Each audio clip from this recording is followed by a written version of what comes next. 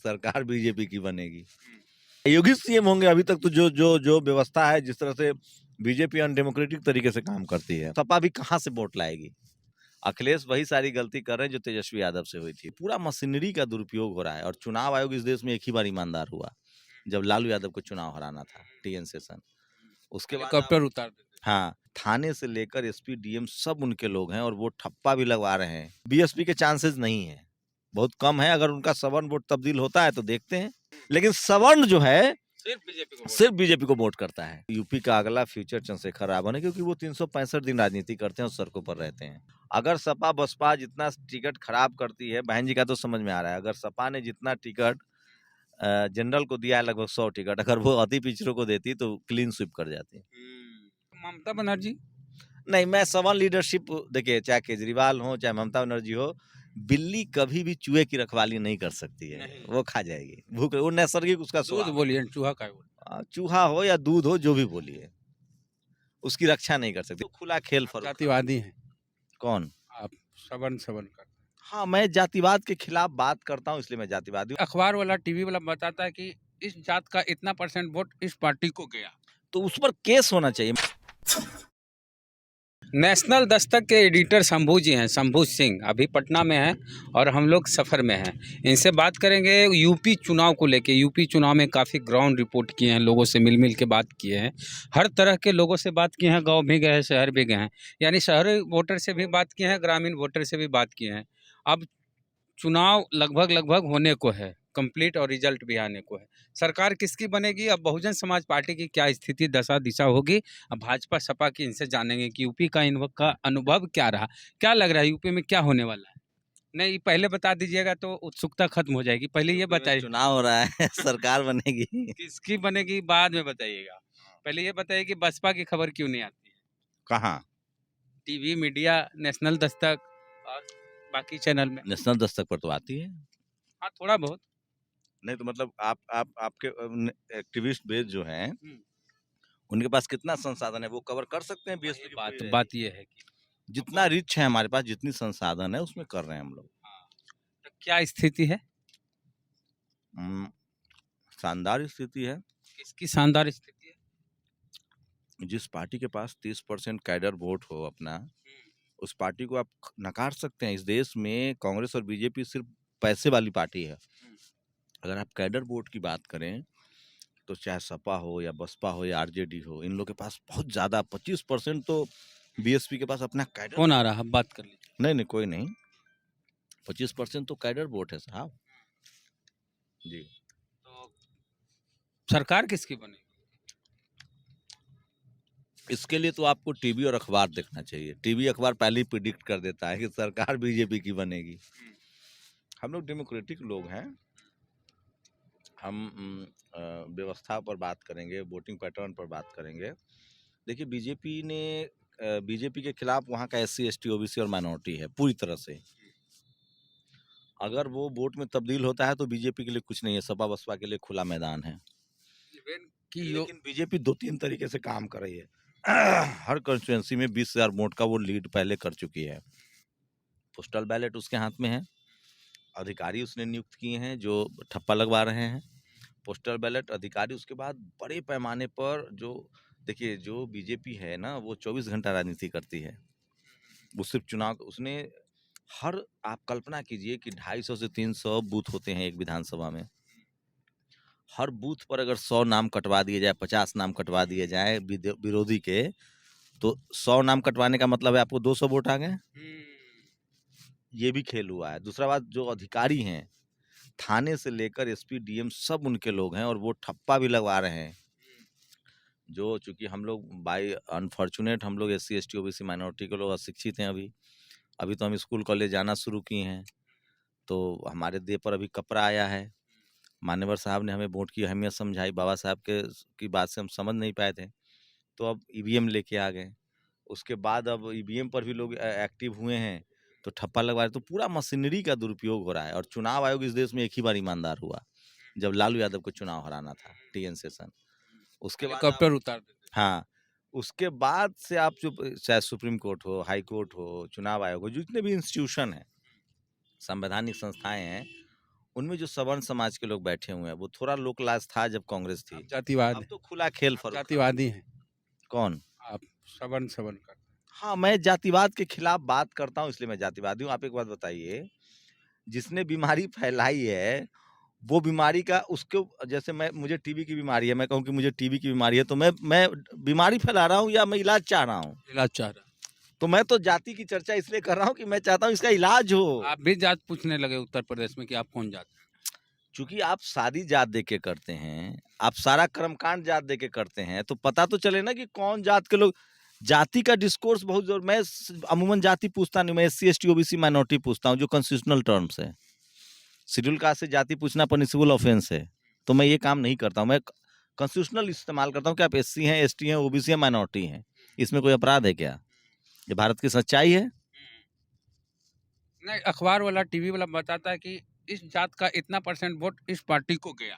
तो उस पर केस होना चाहिए। मैं कैटेगरी पूछता हूँ। मैं बहुजन आइडियोलॉजी में विश्वास करता हूँ। मुझे लगता है इस देश में नहीं, आप कैटेगरी भी है। कैटेगरी भी पूछेंगे ना, तो आप पूछेंगे आप कौन सी कैटेगरी है, तो कैटेगरी नहीं बताएगा। गांव के लोग जो जनता है सीधी जात आप देखिए, एक बात सुन लीजिए,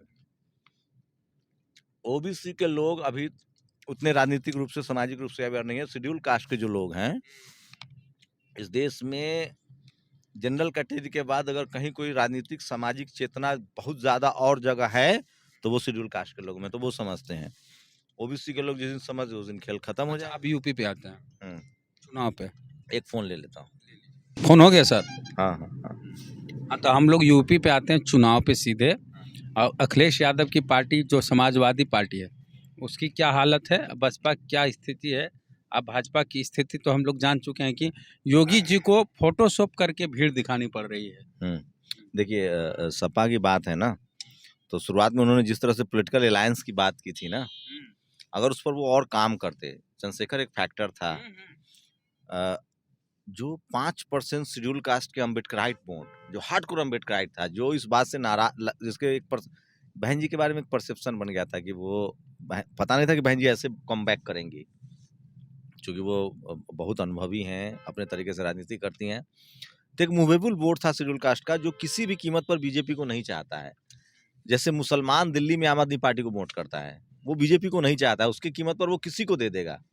मतलब खाई को में गिरने से अच्छा वो गड्ढे में गिरता है। उसी तरह से बिहार में मुसलमान आरजेडी को वोट कर देता है। उसी तरह से इस बार शेड्यूल कास्ट की स्थिति हो गई। Schedule caste any cost BJP को नहीं चाहता है, क्योंकि उसकी सबसे ज्यादा हक अधिकार छीने जा रहे हैं, एट्रोसिटी हो रहा है। तो वो सोच रहा था, वो चूज कर रहा था कि हम एक ऐसी पार्टी को वोट देंगे जो बीजेपी को हरा रहा हो। सपा की लहर बन गई थी, मुस्लिम कम्युनिटी का बैकग्राउंड था कि वो सपा को दे रहे हैं।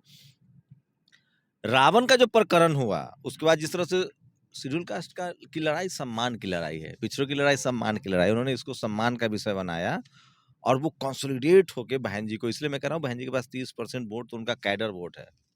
जो रावण के चलते इधर उधर जाता सपा में गठबंधन के बाद, वो सीधे बसपा में जा रहा हाँ, इस पर मैं दावे के साथ कह सकता हूँ कि एक एक वोट बसपा को जा रहा है। रावण नहीं, रावण अभी समाज का आइकॉन है, रावण को पसंद करते हैं, सिंपैथी है। शंभू को लोग पसंद करते हैं, लेकिन वोट नहीं देंगे। हाँ, हम लोग मुखिया चुनाव भी नहीं जीतेंगे, वार्ड मेंबर का चुनाव नहीं जीतेंगे। हमारा एक अलग काम है, रावण क्रूसेडर है, हम चाहते हैं कि वो हमारी लड़ाई लड़े। ही विल टेक टाइम उनको, लेकिन अभी बहन जी हमारी सम्मानीय रिस्पेक्टेबल नेता है, बहुजन समाज के सम्मान की प्रतीक है वो। अगर चंद्रशेखर चुनाव हार भी जाते तो चुनाव हारा नहीं माना जाएगा। मैं एक बात दावे के साथ कह सकता हूँ, अगर इस बार बीजेपी आ गई तो यूपी का अगला फ्यूचर चंद्रशेखर रावण है, क्योंकि वो 365 दिन राजनीति करते हैं और सड़कों पर रहते हैं। फ्यूचर है। हाँ, अब मायावती वर्तमान, हाँ, 403 सीटें हैं यूपी में, किसको कितनी आनी है, एक आपका अनुभव? नहीं, ये मैं तो टीवी वाले करते हैं। हाँ, आप भी करिए। मैं तो कह रहा हूँ कि बीजेपी की कोशिश, अगर SC ST OBC माइनॉरिटी का वोट बटा, अगर अखिलेश के पास कैडर वोट 10% से ज्यादा नहीं है, उनका 5, 7, 8, 10% है, मुसलमान उनको वोट कर रहा है 20%, मान लिया 30% हुआ ना सर। अगर OBC का 50% राजभर, मौर्य, कुशवाहा लोग वोट देते हैं तो ठीक है, नहीं तो सपा भी कहाँ से वोट लाएगी? भिड़वा तो है, यही तो बता रहा है। अगर OBC के लोग जिस तरह से नाराज हैं तो फिर क्लीन स्वीप होगा। बसपा कहाँ रहेगी? बसपा ने जिस तरह से टिकट दिया है ना सर, बीजेपी की हालत, बसपा सबसे ज्यादा नुकसान बीजेपी का इसका कर रही है, बीजेपी का। जिस तरह से उन्होंने टिकट बांटा है, और बहन जी ने क्या मतलब उन्होंने अपना सारा राजनीतिक अनुभव इसमें डाला है, और शानदार कैंडिडेट उनके चुनाव लड़ रहे हैं। मैं आया हूँ पश्चिमी उत्तर प्रदेश में भी हर जगह। सीमा समृद्धि कुशवाहा, उनके लाने से कुशवाहा वोट बसपा को मिलेंगे? नहीं, बिल्कुल। देखिए, जो मान्यवर कांसीराम साहब की जो केमिस्ट्री थी ना, जो उन्होंने जो रसायन शास्त्र, दिग्गज नेता है कुशवाहा, बीजेपी में भी हैं। नहीं, बात बीजेपी दिग्गज की नहीं थी।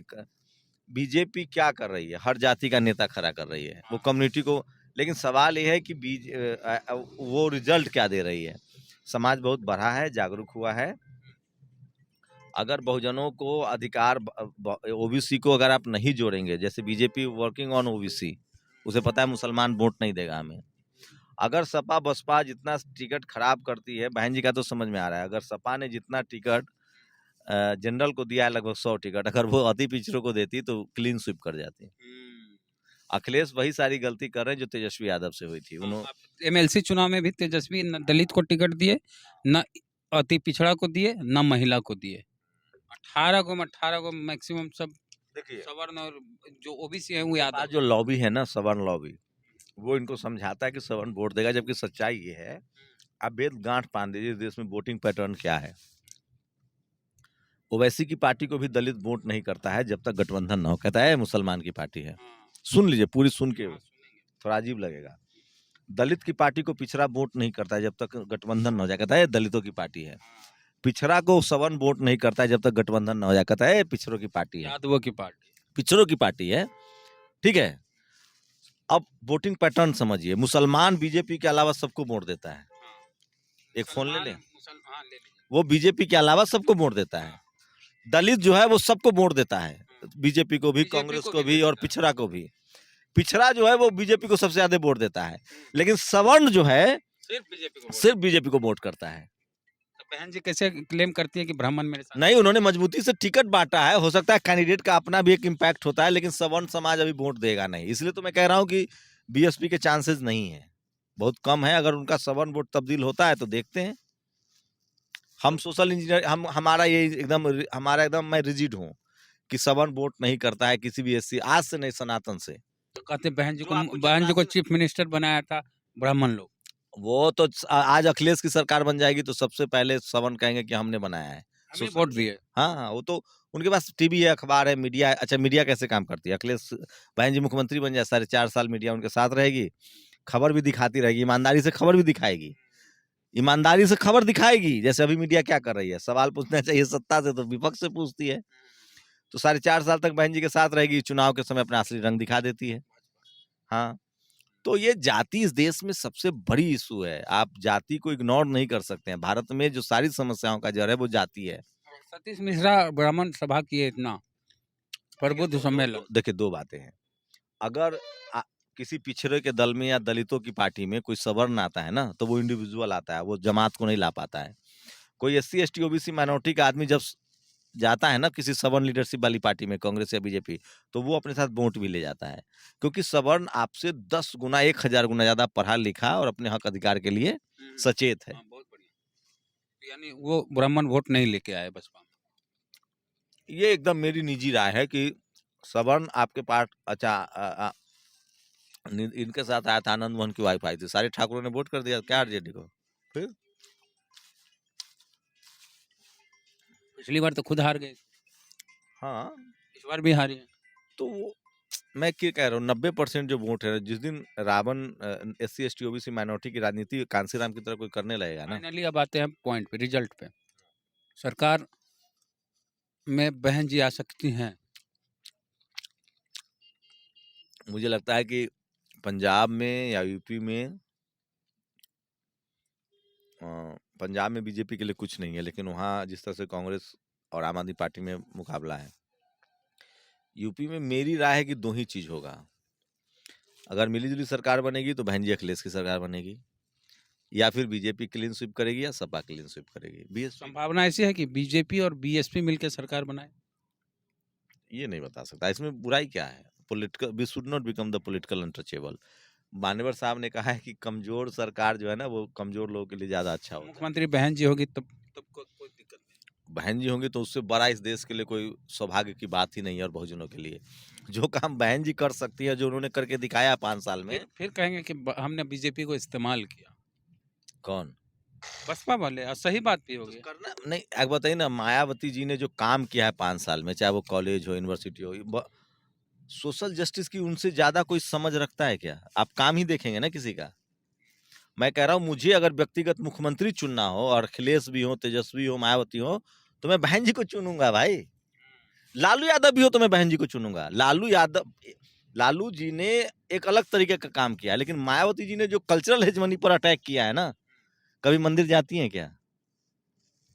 बहुजनों को कल्चरल, लालू यादव का एक अलग ऑरा है। लेकिन अगर मुझे मुख्यमंत्री चुनना होगा, एकदम मैं खुले डंके की चोट पर कह रहा हूँ, पहली प्राथमिकता मायावती जी, फिर लालू यादव जी, फिर तेजस्वी यादव, फिर अखिलेश यादव। स्टालिन कहाँ? सुन तो लीजिए, अगर दक्षिण भारत से आज की स्थिति में अगर कोई आएगा, लालू जी अब चुनाव लड़ नहीं सकते हैं।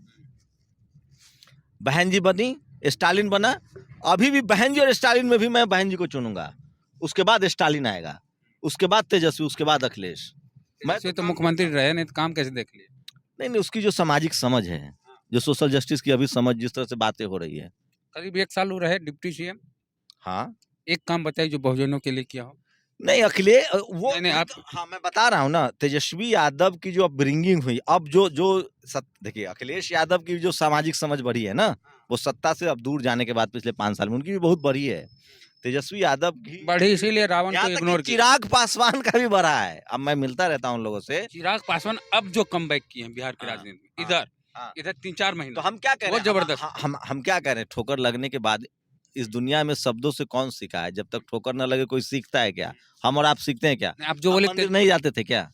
नहीं, अरे तेजस्वी हम आप मंदिर जाते थे कि नहीं? नहीं, आप बता सकते हैं कि तेजस्वी यादव करीब 1 साल डिप्टी सीएम रहे, उनकी सरकार अरे में मेरी बात तो सुनिए, बहुजन के लिए वेद क्या? सुनिए। आईएमसी से पहले, पत्रकारिता से पहले हमारी आपकी सामाजिक समझ कितनी थी?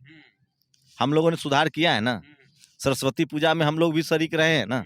लेकिन जब हायर एजुकेशन में गए, जब मीडिया को समझने लगे, जब सोशल जस्टिस समझे, बाबा साहब को पढ़े, तो मैं कह रहा हूँ, हमारे नेताओं को की आलोचना करने के लिए हजारों टेली और अखबार है।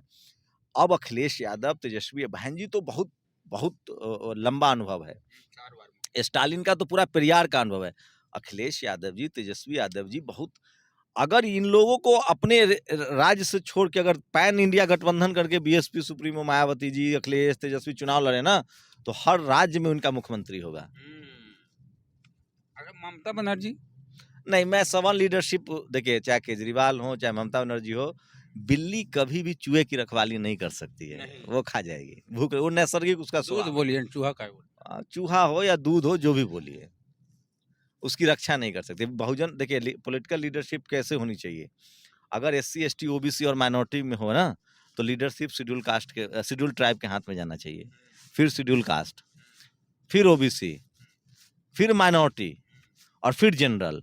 अगर SC ST OBC माइनॉरिटी में महिला हो तो पहले शेड्यूल ट्राइब की महिला होनी चाहिए, या SC ST OBC माइनॉरिटी में महिला हो तो पहले सवर्ण महिला ही क्यों ना हो, महिला को दीजिए, क्योंकि वो भी शोषित रही हैं, जिसको लेकर बाबा साहब ऐसा होता नहीं। उस तरह की जो महिला होती है, SC ST महिला जो नेत्री होती है, वो काम नहीं करती, उनके पति काम करते हैं उनकी जगह पे। नाम की होती है अभी सवर्ण महिलाओं का क्या होता है?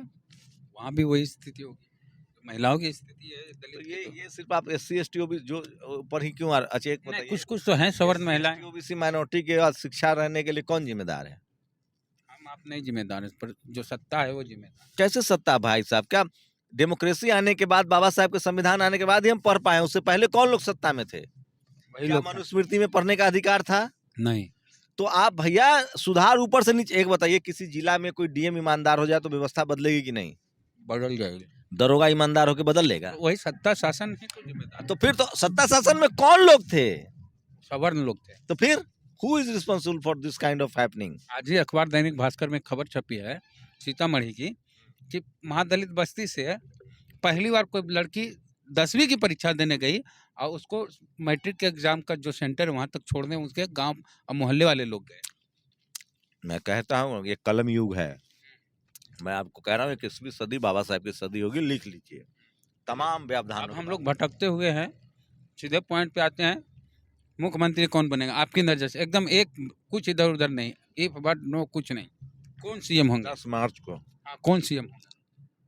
मुझे क्या पता, योगी सीएम होंगे। अभी तक तो जो व्यवस्था है, जिस तरह से बीजेपी अनडेमोक्रेटिक तरीके से काम करती है। मुख्यमंत्री योगी आदित्यनाथ। हाँ, अगर SC ST OBC माइनॉरिटी के लोग एकजुट होकर वोट नहीं किए तो योगी आ रहे हैं।